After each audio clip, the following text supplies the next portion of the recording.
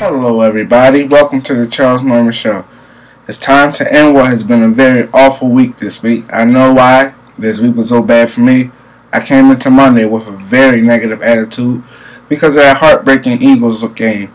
I believe the way you start your week is the way you will end it. I forgot to press the refresh button on Monday like I was supposed to, and my week was controlled by negative energy. I'm going to put that behind me now. I'm hoping today will be a great day, so that I can go into tomorrow with a positive attitude. Today's show is going to be very, very, very brief. There are no hot topics or inspiration in this show. Nothing but sports on this show today. I'll talk about the Eagles, Brady versus Manning, and Ben Roethlisberger. The show will end with me giving my picks for this week's games. Here we go.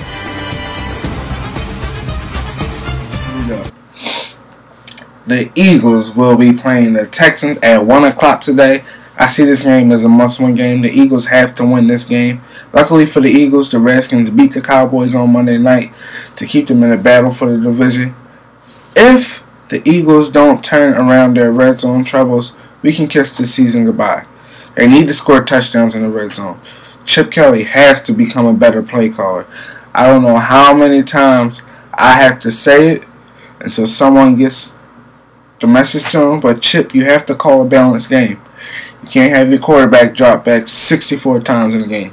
It just doesn't work. I don't care who your quarterback is. You have to utilize all three of your running backs. I say give Chris Polk more carries. We have to use him as our short yardage back. He's more powerful. And please, somebody keep Kerry Williams off the field. He was at fault for that game, losing touchdown too. Not all on Nate Allen.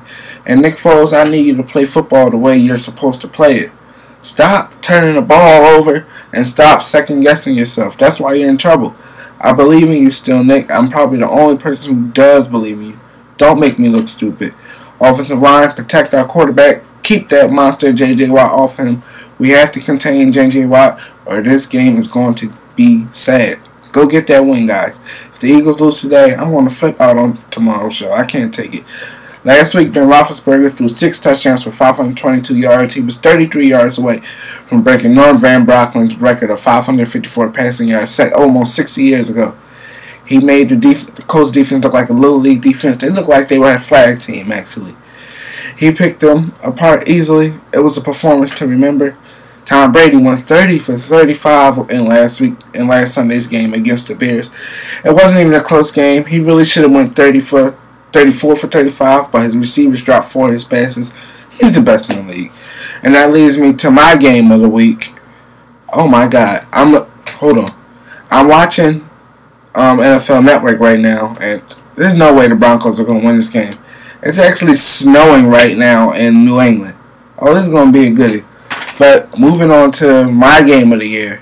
It's my favorite game of the week, and it's always my favorite game of the year. Now, going back to like 2004. When I first started my website last year, I only wrote articles about football.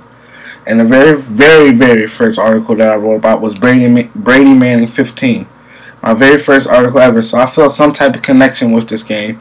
I have watched all 15 of these games. Every single one of them have been good, including the blowouts. We have the game's 2 top quarterbacks going head-to-head, Brady being number 1 and Manning being number 2. At one point in time, I always rooted for Peyton Manning in this rivalry because I really did hate Tom Brady. But I've matured and I learned to appreciate good football. And lately, as you all know, I'm not a big fan of Peyton Manning. But I respect that he is a great quarterback. I have to give him that. I have one piece of advice for everyone who will be watching this game. If the score is lopsided in the first half, make sure you all stay tuned for the second half. Seriously, I made this mistake during the 2006 AFC Championship. The Patriots were up 21-3 at halftime, so I said, forget this, I'm going to sleep. I'm not about to watch Tom Brady beat Peyton Manning again. He's a bum. Well, I was wrong, and I made a huge mistake when I decided to go to sleep. When I woke up the next morning, the score said Colts 38, Patriots 34. I couldn't believe it. But when you have the league's 2 best quarterbacks going against each other, you're bound to have a great game. That second half of the game made it the best Brady Manning game of all time, and I didn't even get to see it. Don't make the same mistake that I made. Watch the whole game. Be entertained.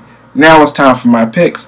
I'm going with Cincinnati over Jacksonville, Cleveland over Tampa Bay, Arizona over Dallas without Romo, Philadelphia over Houston, Kansas City over New York, San Diego over Miami, Minnesota over Washington, San Francisco over St. Louis, New England over Denver, Seattle over Oakland, and Pittsburgh over Baltimore. I'm actually really looking forward to this game. It's going to be a real good one. Okay, y'all. That's the end of the show for today. I'll see you all tomorrow. We'll recap today's games, have hot topics, and then we'll get happy with inspiration. Have a great football day. See you later, everybody.